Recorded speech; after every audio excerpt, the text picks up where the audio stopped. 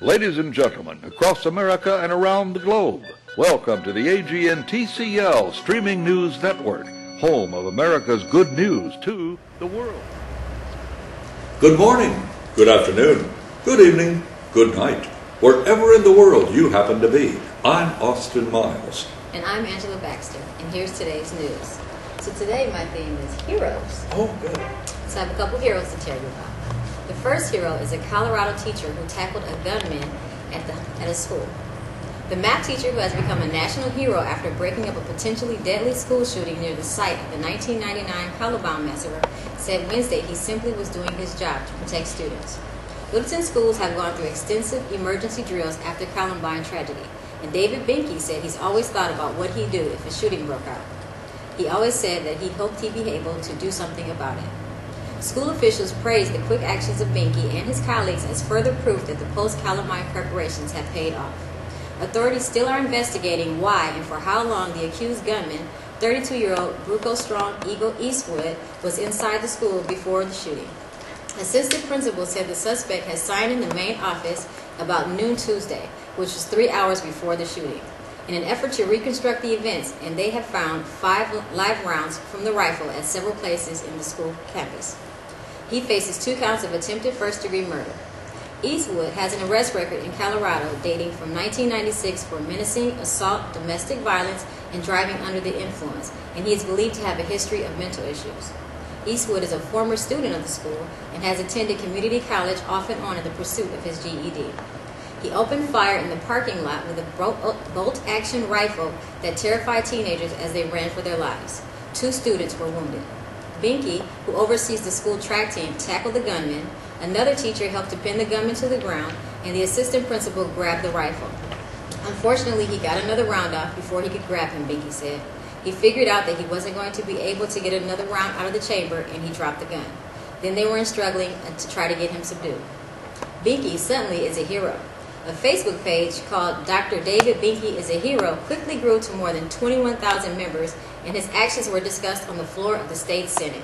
Sometimes that's just what we need. We need someone to be a hero for us, said State Senator Mike Coop. Wow, what a great story. And you know something, Angelia? There's a hero in everybody. Yep, because there's a seed of greatness in every human being without exception. Well, it's good to see we're both back here at the desk again. We both had our things to deal with. I had to hit some dental surgery. They left a cave in the roof of my mouth that is so big I'm now talking with an echo. So I got something really quite interesting to tell you about Germany from a weather report that I got from Germany. Sunshine and heat to grace Pentecost holiday weekend. Yes, that's the only country I know of that has a whole weekend in the same nature as Easter, Christmas, and all, to celebrate the day of Pentecost. And that's going on right now, and I just felt that was extremely interesting, and I was very happy about it.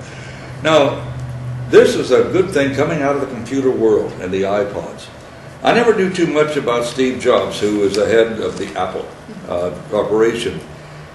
He has pledged, and he really pledged it publicly, that he would keep porn applications off of the iPhone. Awesome. So-called apps, he said, are programs are wildly popular and can be downloaded through Apple's iTunes store. There's an application for nearly everything, including news, sports, maps, and restaurants, but, Jobs said, the store won't offer parts or porn. Now, you know something, I should be reading a little bit better than that. It's because that hole in my roof of my mouth, and that's what does it. And I echoed out, and I was listening to the echo, and I couldn't get to this. But the thing is, he said there's approximately 5,000 explicit applications of porn that he removed from the store early this year, after the Parents Television Council, the conservative group, urged citizens to complain about that. I think that's just a real terrific, great story, that people are doing the right thing. So let's bring a little sanity and decency back into our country and civilization, and I'd like to see it go worldwide. That would be nice. Yes, it would. My next hero is not Mary Poppins. No. No, it's not Mary Poppins. It's actually a regular nanny, not a TV nanny, but a nanny. So a hero nanny walks through flames to save the boy's life. So she's actually the nanny of a little boy, and she saved his life. Early Tuesday morning, the 22-year-old living Kentucky Nanny literally walked barefoot through flames to save her 5-year-old charge, a move that rightly earned her super nanny status as well as serious burns on her feet. To physically run through flames is heroics to the nth degree, said the fire chief, and to make a choice to charge right through flames is kind of above and beyond what they're used to for heroics. Yet in true hero fashion, Allison Myatt is modest about her deed. She said she didn't even think about getting hurt or getting burned. She really didn't even notice that she didn't have on any shoes. It was just yelling from Aiden, and I ran in to get him. All of it happened really quick, she said.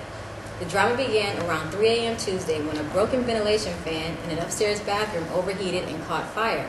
She put the fire out and then called the child's father, and he's a single parent and he was away on business, and both agreed that everything seemed to be fine. But 3 hours later, the fan caught fire again, and it crashed to the floor, starting a much bigger blaze near the child's bedroom. When she yelled to him, she realized he was cowering under the sheets and in his bed and needed to be rescued. She did so without hesitation, a move fire officials say saved his life just in the nick of time. It was like walking on goo, she said, because of all her skin melting off, and she said her feet were just burnt off.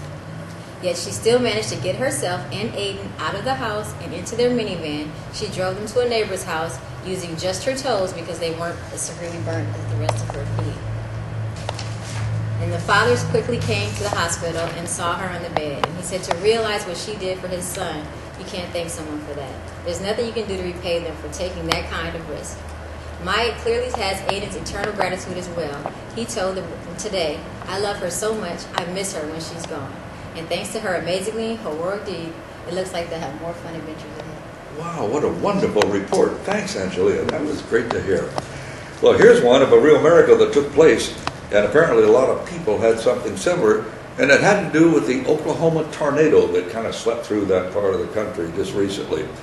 Well, a Kansas man got a unique view of Monday's storms from inside the twister.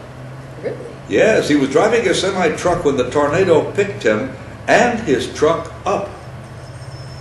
Well, David Havel was headed north on I-35 Monday, about 20 miles south of Oklahoma City. Now, there's a plowed field over there, he said, and it just exploded like a bomb went off, he said. Well, the dirt went vertically 200 feet up into the air through the twister. Well, he was able to come to a stop. About that time, I just felt the truck lift up, he recalls. I knew I was going over. I started talking to Jesus, pretty serious.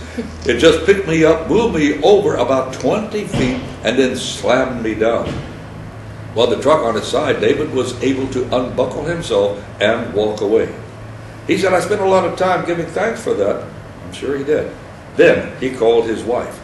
I got a little emotional, I think. I pretty much fell apart, actually, said Marie Harville. Monday's storm produced dozens of stories just like David's. Still, the fact that he's sitting here today next to his wife without as much as a scratch isn't lost on either of them. We said that to each other over and over, that it was just a miracle, said Marie. Now, David's been driving his truck for about 5 years, and he's now considering a career change, so I guess that might be good. And by the way, I'm very excited to announce, and boy, your stories fit right into that today, we're going to be introducing a new feature on the AGN Newscast. It's going to be called People. Just plain people. But then again, maybe they're not just plain people, because they have a seed of greatness inside of them. Without exception, everyone has. You'll hear more about that later. I'm Austin Miles. And I'm Angela Baxter. God bless. And may all your prayers be answered. Amen.